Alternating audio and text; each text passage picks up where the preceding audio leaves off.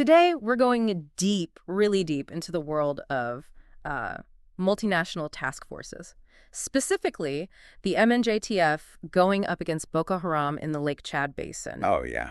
A brutal insurgency. Headlines all over the place about it for, what, over a decade now? Yeah.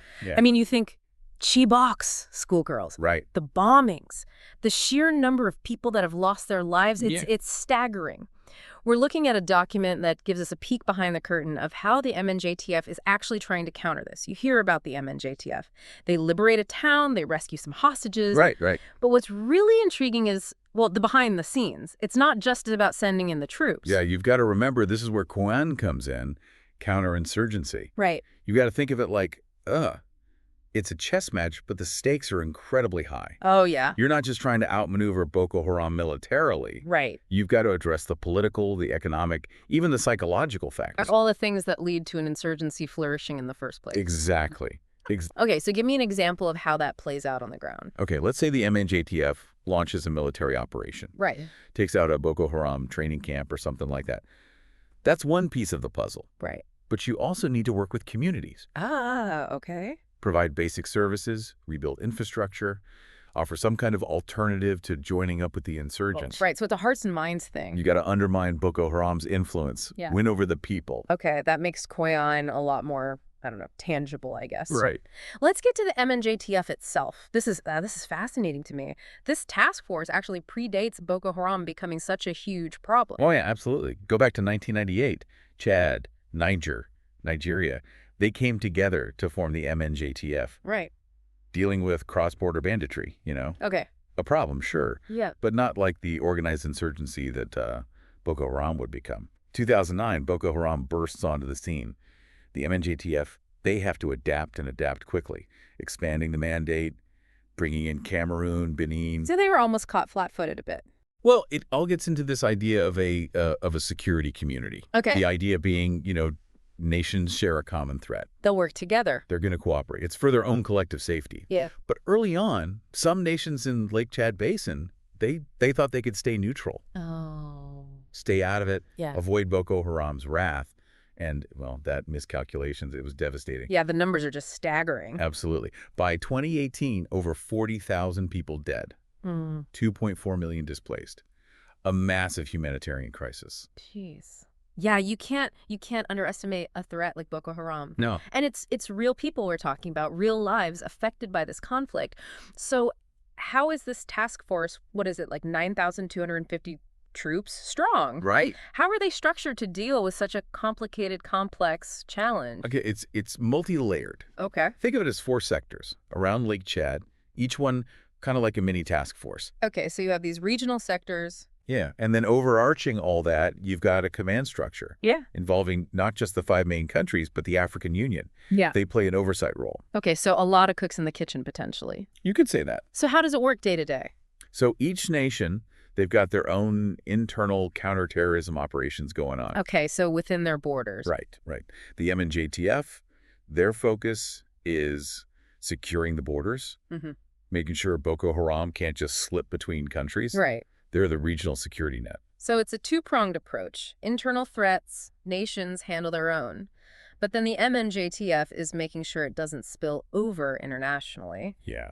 That brings up some logistical questions, though. How do they coordinate operations with such a complicated chain of command? Yeah, and that's one of the big things the document highlights. It's a multinational force, sure. All right. But oftentimes the MNJTF needs approval from individual heads of state for big operations. Wow. So you're trying to launch a time-sensitive mission and you're waiting on sign-off from 5 different presidents. Yeah, that's going to be inefficient. It can be. Really inefficient. So that's one challenge. We've got the chain of command. You also mentioned a lack of essential capabilities. Right. What does that mean in real terms? So they might have the troops. Okay. But they don't have all the tools you really need for effective counterinsurgency. Think about it. Yeah. You're trying to track and combat an enemy that moves around a lot. Right. And the Lake Chad Basin, it's not an easy place to operate. No. So you need advanced surveillance aircraft. Okay. You need top-notch communication systems. The logistics to keep those troops supplied way out there. And, well, they're coming up short in a lot of those areas. And then you have to rely on national air forces from those member countries, Yeah, which have their own problems to deal with. exactly. They've got national priorities, infamous Yeah. security issues. Yeah. They have to respond to natural disasters. So the MNJTF needs air support, but it's not always available. It's like a potluck dinner. Everyone's bringing something, but no one's really sure who's bringing the main course. Right. You mentioned another problem, lack of interoperability. Yeah. That sounds like a super technical hurdle. But what does it mean for boots on the ground? Well, imagine you're trying to coordinate a military operation. And the units, they're using incompatible comms systems. Oh, wow. They can't share intelligence data in real time. They're operating under different tactical doctrines. That's what the MNJTF is dealing with. So you've got the manpower, but you can't communicate. You can't coordinate. Yeah. It's like trying to get an orchestra to play together when half of them can't read music and they all speak different languages. That's a good way to put it. And it's more complicated when you factor in equipment. Right, right. Nigeria, they get their weapons from all over the place. Russia, China, the U.S., Chad, and Cameroon, they rely on French equipment. Trying to get all that to work together, it's a nightmare. A logistical nightmare. Okay, we're starting to paint a picture of just what the MNJTF is up against. But the document we're looking at, it doesn't just highlight the problems, right? No. There are some potential solutions in there, too. Okay, because I'm dying to hear about those. Yeah. But hold on, we are going to have to save those solutions for part 2. Sounds good. I know. We like to leave you hanging. It's a cliffhanger. We'll be back. Okay, so we left off with the MNJTF facing, well, let's just say an uphill battle. But the document, it does offer some solutions, right? All right. It lays out some key recommendations. One of the most interesting ones, revamping that command structure. So fixing that whole too many cooks in the kitchen problem. Exactly. The idea is to give the force commander way more authority. They wouldn't need to be running to all those heads of state for approval every time they wanted to launch an operation. So streamline the whole decision-making process. Likely. You'd think that'd make them a lot more responsive, especially in a conflict that's so fluid. What other solutions are they floating? Well, there's this idea of forming an MNJTF study group. Basically a team of military experts, one from each member nation. Okay, I'm guessing their job would be to tackle the whole interoperability mess. You got it. They'd focus on ironing out those compatibility kinks between all the different countries' equipment, their comm systems, even their military doctrines. Yeah. So instead of everyone playing a different tune, they're all reading from the same sheet of music, or at least figuring out how to make those different instruments harmonize. Yeah, good analogy. And then there's the intelligence side. Which, yeah, makes sense. You can't really fight what you can't see. What would that look like? Well, it's two-pronged. On the one hand, they need better tech, more sophisticated surveillance aircraft, drones, sensor systems, the whole 9 yards, to actually keep tabs on Boko Haram, Wistar they call it. Intelligence surveillance, target acquisition, and reconnaissance. But it's not all about fancy gadgets. Right, because you also need human intelligence. Oh, absolutely. People on the ground, boots on the ground, they're the ones who can often provide context, Insights that technology just can't capture. The document stresses that. Investing in human intelligence, that's got to go hand in hand with all the tech upgrades. So you're gathering intel from both high-tech sources and a network of human sources. And in a place like the Lake Chad Basin, that's got to be vital, right? For sure. It's a vast area, remote, complex social dynamics at play. It's not just about having the latest gizmos. It's about understanding the human landscape, leveraging those insights. You mentioned some of the MNJTF big wins, like Operation Gamma Aeki, pushing back Boko Haram, liberating towns. Did those operations, did they actually use these solutions? It's a good question.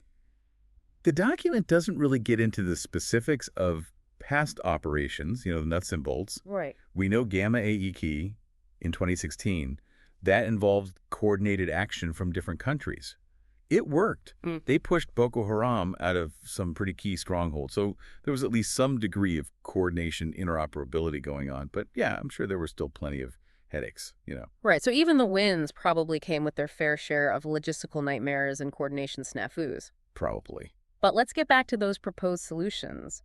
Are they actually being implemented? That is the million-dollar question. I mean, the document lays them out, right? Yeah. But it doesn't say, okay, this is what's being put into action. What we do know is there have been efforts to improve coordination, to improve intelligence sharing between those member states.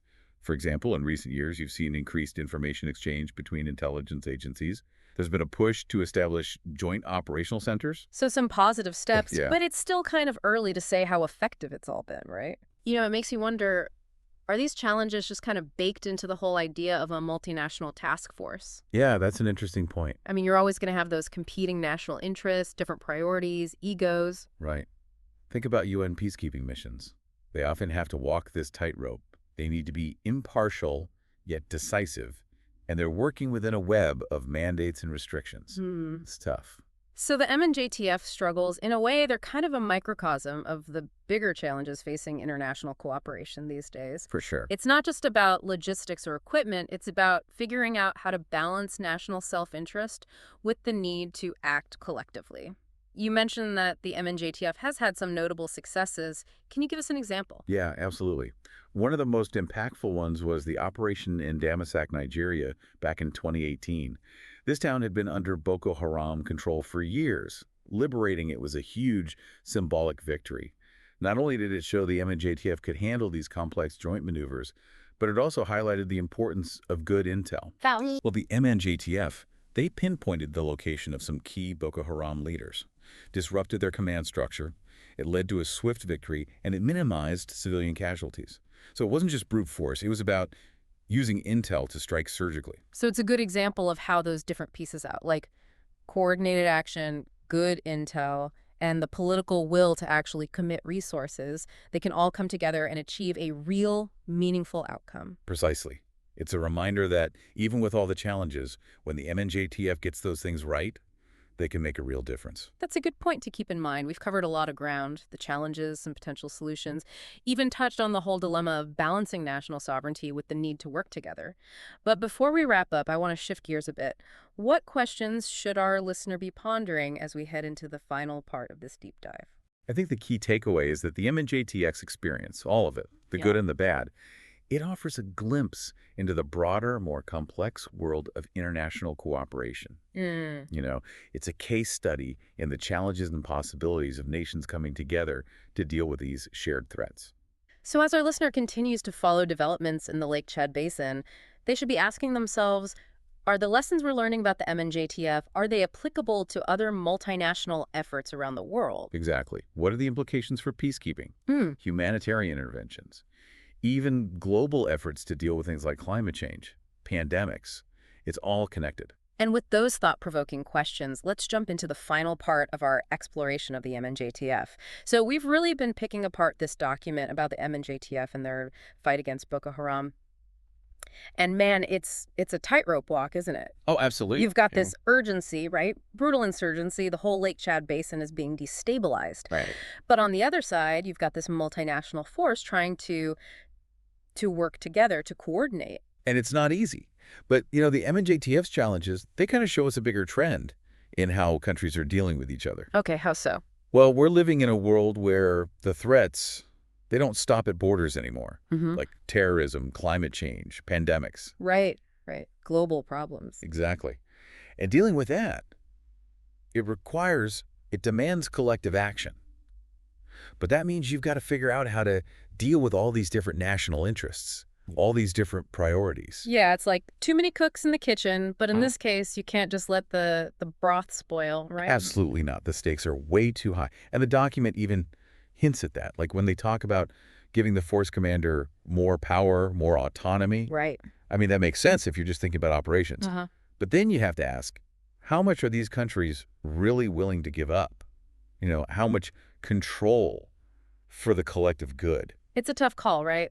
No country wants to just cede control, especially when it comes to national security. But if everyone's holding on too tight, the whole thing grinds to a halt. And this is something you see over and over in international relations. Like, look at UN peacekeeping missions. Okay. They're in these situations where they need to be neutral, but they also need to be able to make decisions. And they got to navigate all these mandates, all these rules. So the MNJTF, it's almost like a microcosm of the bigger problems facing international cooperation in general. Yeah, I'd say so. It's not just about, beans and bullets. It's about figuring out how to work together when everyone's got their own agenda. But you said that the MNJTF has actually pulled off some pretty impressive wins. Right. Despite all this. What's a good example? Damasak. Okay, yeah, yeah. The liberation of Damasak in 2018. Yeah. That was huge. I mean, this town had been under Boko Haram's thumb for years. Okay. Taking it back, it was a symbolic victory. Yeah. But it also showed that the MNJTS could pull off these complicated joint operations.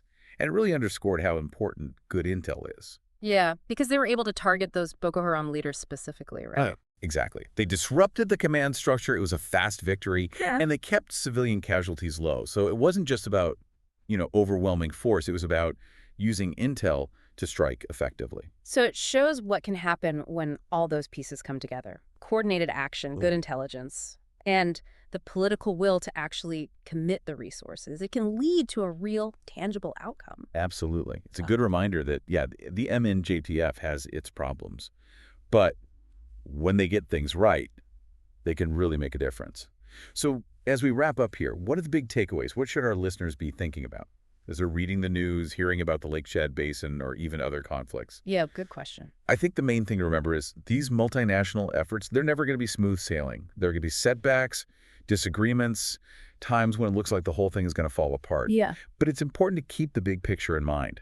These collaborations, even if they're messy, they're really the best hope we have for dealing with these huge global challenges. It's like international cooperation. It's not a spectator sport. It's messy, it's hard, it can be really frustrating. But the alternative, Right. everyone just goes back to their own corner and tries to solve these global problems on their own. And that's not going to work. Nope, not a chance. But if we learn from what the MNJTF is going through, the Yeah. good and the bad, then maybe, just maybe, we can come up with a better way to work together in the future. Well said. Well, that brings us to the end of our deep dive into the world of the MNJTF, Boko Haram, and the whole tangled web of multinational counterinsurgency. Thanks for sticking with us. Hopefully you've learned something not just about this conflict, but about how countries are trying to tackle these global problems. It's a complex world out there, but it's one we got to figure out how to navigate together.